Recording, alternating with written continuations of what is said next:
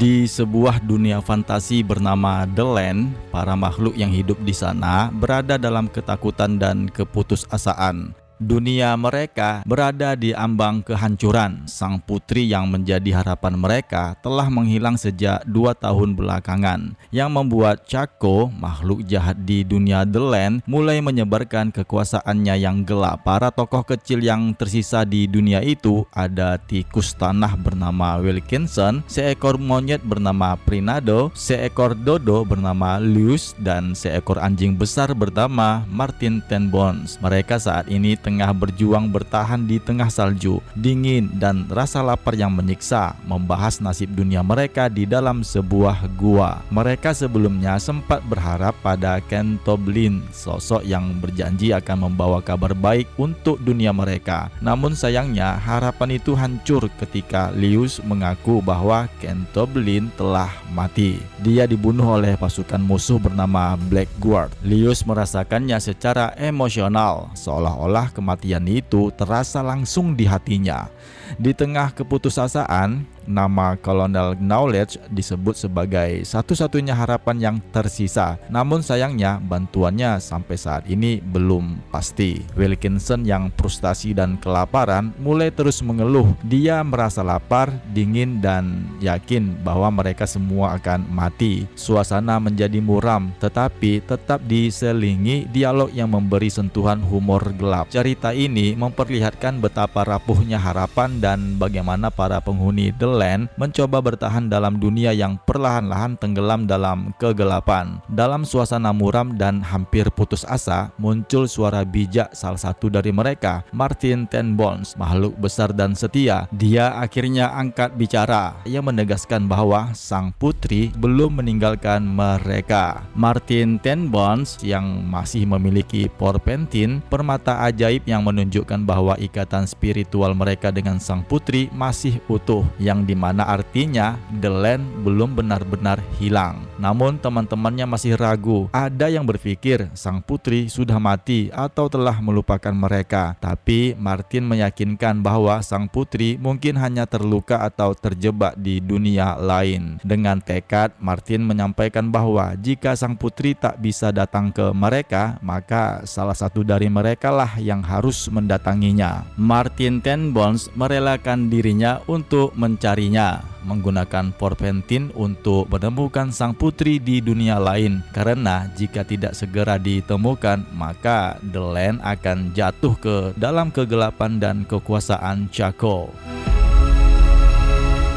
Kita beralih dari dunia fantasi ke dunia nyata, tepatnya di New York. Seorang perempuan bernama Barbie sedang tertidur pulas di apartemennya. Alarm pintu berbunyi yang membangunkannya dengan keadaan yang terpaksa dan setengah sadar. Seorang teman bernama Wanda datang berkunjung, mengajaknya berbelanja. Barbie masih dalam pakaian tidur dan tampak lesu, membuka pintu dan berkata, tadi dia lagi tidur, dan menyuruh Wanda masuk ke kamarnya saja. Adegan ini memperkenalkan kita pada keseharian Barbie di dunia nyata yang sangat kontras dengan dunia fantasi yang rusak, seperti yang kita lihat di halaman sebelumnya. Transisi ini memperjelaskan bahwa dua dunia ini akan saling terhubung.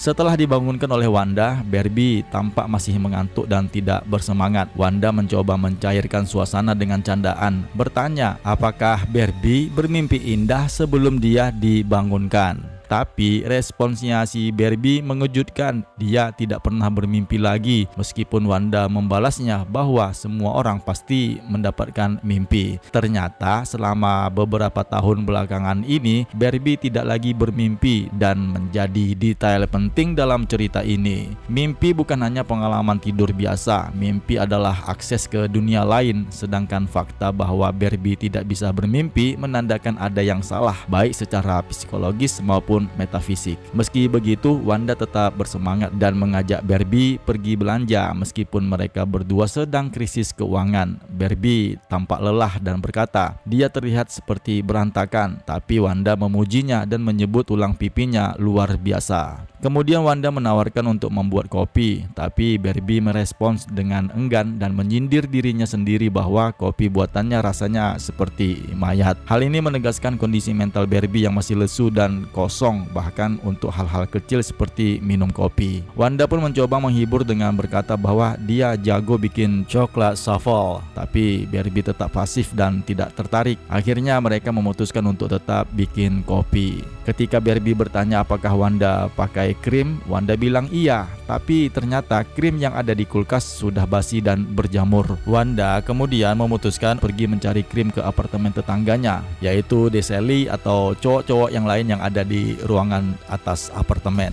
Wanda pun bergegas ke apartemen Deselli untuk mencari krim bagi kopinya si Barbie. Namun ternyata Deselli menawarkan susu kedelai sebagai pengganti krim. Tapi Wanda menolak dengan alasan Barbie tidak suka dengan susu kedelai, yang kemudian Wanda pun pergi meninggalkan Deselli. Wanda kemudian mengetuk pintu Hazel dan Foxglove, di mana mereka ini adalah sepasang kekasih. Dan si Wanda bercanda seperti detektif Sherlock Wanda yang bisa mengendus bukti keberadaan mereka meski mereka bilang sedang tidak di rumah. Foxglove membuka pintu sambil merokok dan berusaha cuek, tapi Wanda tidak tertipu. Wanda akhirnya masuk ke apartemen Hazel dan Foxglove untuk benar-benar meminta krim atau susu demi kopi si Barbie. Percakapan mereka mengandung humor ringan namun juga memperdalam karakter, seperti di saat Wanda meminta krim yang menjanjikan rasa terima kasih dan Barbie sebagai imbalan. Foxglove mengizinkan tetapi menyuruh Hazel untuk membatasi jumlahnya. Dia juga bertanya iseng tentang bagaimana caranya memerah kacang kedelai, pertanyaan yang mengundang candaan dari Hazel dan Foxglove. Wanda juga memuji muk kodok yang imut, tetapi Foxglove menolak pakai itu di depan umum meskipun akhirnya menerima dengan keadaan yang terpaksa. Setelah mendapatkan krim yang dimintanya, Wanda pun berpamitan dengan Foxglove dan Hazel, berterima kasih kepada mereka berdua sambil membawa muk kodok tersebut. Saat turun ke lantai bawah, Wanda bertemu George, seorang tetangga tua yang tampak cerewet dan menyebalkan. George menyapanya secara pasif-agresif. Wanda membalas dengan ramah. Sambil terburu-buru, dia menjelaskan kepada George yang melihat gelas kodok di tangan Wanda. Wanda menjelaskan bahwa muk kodok itu bukan miliknya. Dia bawain muk itu untuk temannya. Kemudian Wanda pun menuangkan kopi ke dalam gelas kodok lucu dan berbicara dengan gaya dramatis seperti pelayan. Barbie dengan wajah dicat seperti papan catur ikut membalas bercanda. Mereka berencana pergi ke rumah Tiffany. Meskipun mereka sedang tidak punya uang, Wanda berpendapat karena mereka bangkrut, tidak ada tempat yang mereka bisa kunjungi yang benar-benar mampu mereka datangi. Jadi kemanapun tetap sama saja. Barbie awalnya bilang ide itu ide gila, tapi akhirnya setuju. Setelah mencicipi kopi, Barbie menyatakan kopinya pahit tapi tetap memuji gelasnya. Wanda lalu mengajak Barbie cepat-cepat pergi dengan gaya main-main. Putri Barbara, kereta bawah tanah menunggumu, ayo gerak.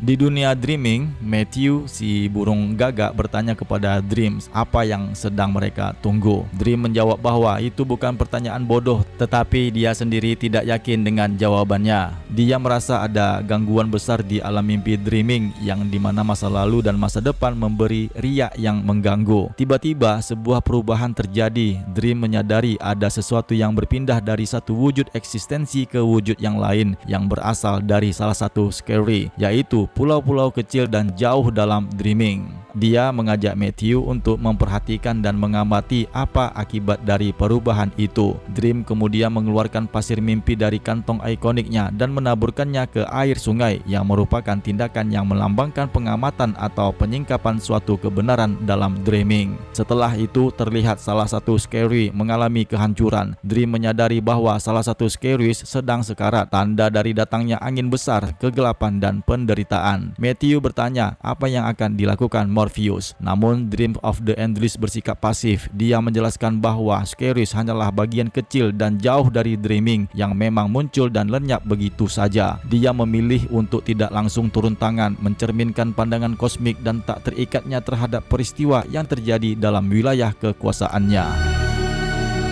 Cerita berlanjut di dalam kereta bawah tanah. Seorang pengemis wanita tua meminta uang kepada penumpang. Barbie yang ada di sana memberikan sedikit uangnya yang diterima dengan ucapan terima kasih dari pengemis itu. Di sana ada anjing kecil bernama Rowley. Si pengemis bereaksi dengan panik dan ketakutan yang berlebihan, menolak untuk tidak melihat anjing dan mengatakan tidak suka anjing dan takut pada anjing. Ketakutannya jelas sangat mendalam dan tidak rasional yang membuat Barbie dan Wanda terdiam, memperhatikan ketegangan yang mendadak yang terjadi di dalam gerbong kereta api. Meskipun si pemilik anjing menegaskan bahwa binatang peliharaannya itu jinak dan diikat, namun ketakutan wanita tua itu sangat besar hingga dia keluar dari gerbong kereta dalam keadaan yang terguncang. Wanda dengan nada bercanda mengomentari kejadian itu dan menyindir betapa anehnya orang-orang di kota. Dia menyebut kota ini sebagai Twilight Zone dan menekankan kota New York penuh dengan orang gila. Namun Barbie tampak tersentuh oleh rasa takut si wanita tua yang benar-benar ketakutan. Terlihat pengemis wanita tua di luar stasiun subway yang masih ketakutan, memeluk tubuhnya sendiri dan mengumandangkan kalimat yang sama berulang kali dia ucapkan, "Aku tidak suka anjing." Setelah keluar dari kereta bawah tanah, ketakutan wanita tua itu terhadap anjing mencapai puncaknya ketika dia melihat seekor anjing raksasa. Mungkin nyata atau hanya halusinasi makhluk dari dunia mimpi. Teror ini begitu besar hingga dia menjatuhkan kalengnya dan melarikan diri dalam kondisi panik dan ketakutan yang sangat luar biasa fobianya. Sebelum sampai di rumah Tiffany, Barbie dan Wanda kemudian duduk sarapan bersama sambil mengobrol soal mimpi. Wanda yang penasaran apakah Barbie tidak pernah bermimpi lagi. Barbie menjawab memang dia tidak pernah bermimpi selama beberapa tahun terakhir. Namun Barbie mengakui bahwa dulu dia sering bermimpi, bahkan tentang banyak hal dalam cerita mimpinya. Barbie mengenang bahwa dulu mimpinya seperti serial televisi, muncul setiap malam dengan sambungan cerita setiap episodenya. Namun sejak masa sulit bersama mantan pacarnya Ken, mimpi-mimpi itu perlahan menghilang. Wanda menceritakan bahwa dia masih bermimpi meski bukan tentang seks, melainkan mimpi-mimpi aneh dan imajinatif, termasuk tentang tokoh fiksi The Weirdos. Barbie tampak mulai teringat akan sesuatu yang dalam, seperti bagian dari dirinya yang telah lama menghilang. Barbie mulai merasa pusing, mungkin karena kelelahan emosional. Wanda mendesaknya untuk makan dan menjaga diri,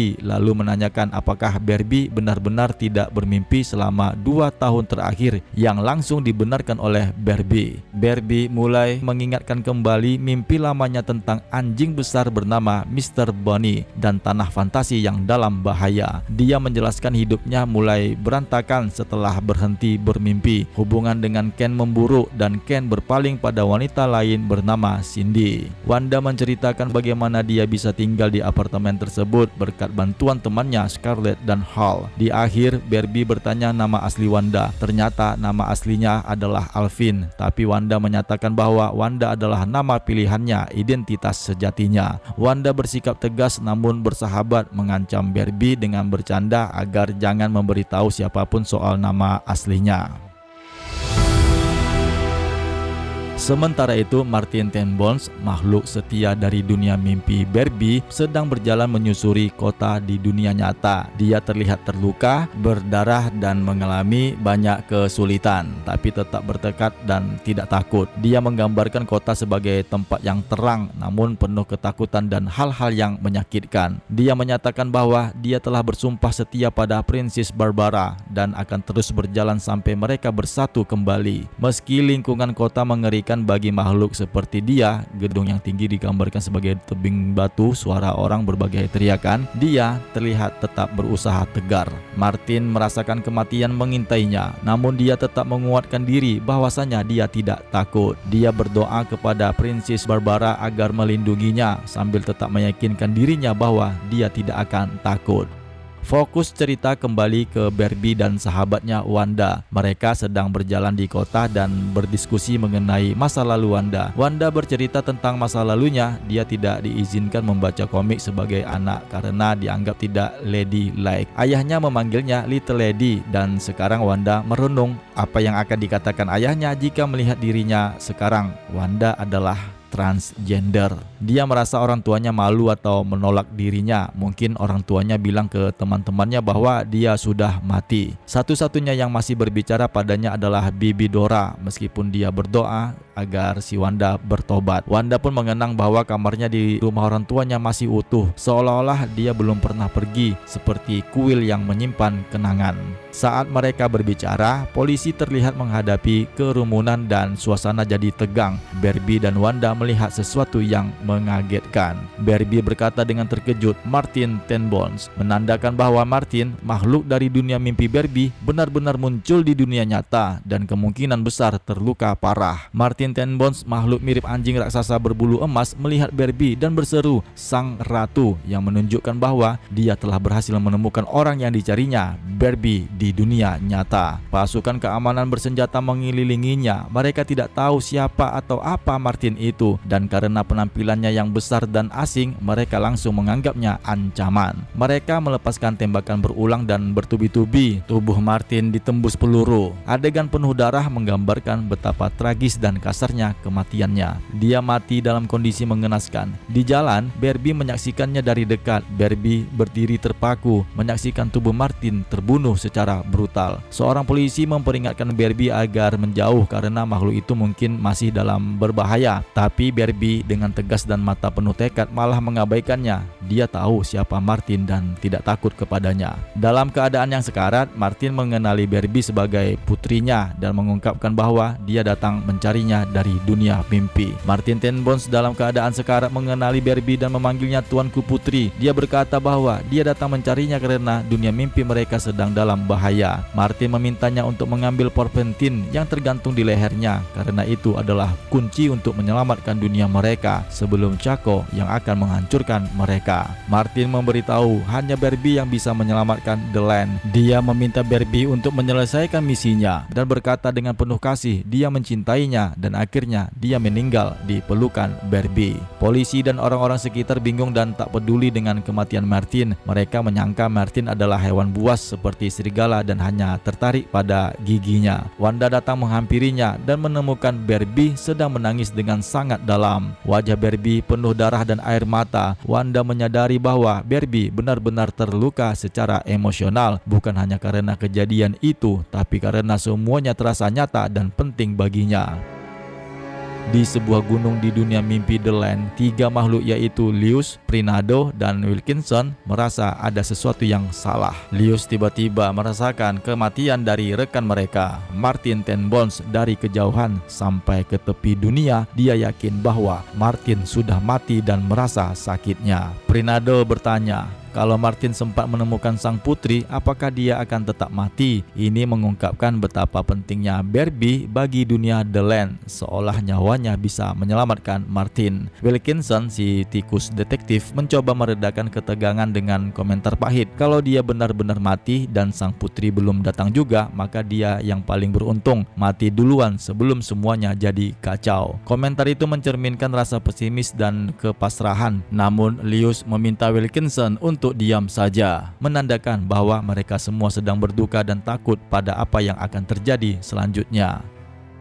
Setelah peristiwa traumatis sebelumnya, Barbie dibantu pulang oleh Wanda. Wanda bersikap penuh perhatian dan berusaha menenangkan Barbie yang masih terguncang secara emosional. Dia membimbing Barbie langkah demi langkah hingga mereka tiba di apartemen. Barbie masih shock dan menangis, meminta untuk ditinggal sendirian. Meski berat, Wanda menghargai keinginannya. Wanda mengatakan bahwa dia akan tetap berada di sebelah jika Barbie membutuhkan bantuan. Cukup mengetuk dinding sebagai sinyal. Ketika Wanda keluar dan menutup pintu kamarnya Barbie, tetangga mereka, George, muncul dengan wajah penasaran. Dia menanyakan keadaan Barbie, tetapi Wanda dengan tegas menyuruhnya untuk tidak ikut campur, menjelaskan bahwa Barbie hanya menjalani hari yang sulit. Saat dia sendirian, Barbie memandangi liontin yang disebut porpentin yang dulu hanya dia temui di dalam mimpinya, namun kini liontin itu terlihat nyata. Dia mulai mengingat kembali petualangan lamanya di dunia mimpi, Martin Ten Bones, porpentin, dan makhluk jahat yang disebut Chaco. Ketika kenangan dan ingatan itu kembali, tiba-tiba kamarnya dipenuhi dengan bayangan burung-burung hitam yang menakutkan. Barbie ketakutan dan tidak bisa membedakan antara kenyataan dan mimpi. mimpi. Di halaman terakhir, George, pria aneh yang berkacamata bulat, duduk di tangga dengan sikap gelisah. Seekor burung gagak masuk melalui jendela dan George kemudian menangkap burung itu, lalu secara mengerikan memakannya hidup-hidup. Setelah menelan burung tersebut, George berdiri di depan poster besar Barbie dengan ekspresi menyeramkan. Terungkap bahwa George bukan orang biasa, dia adalah bagian dari entitas atau kekuatan jahat yang disebut The Children Charcoal.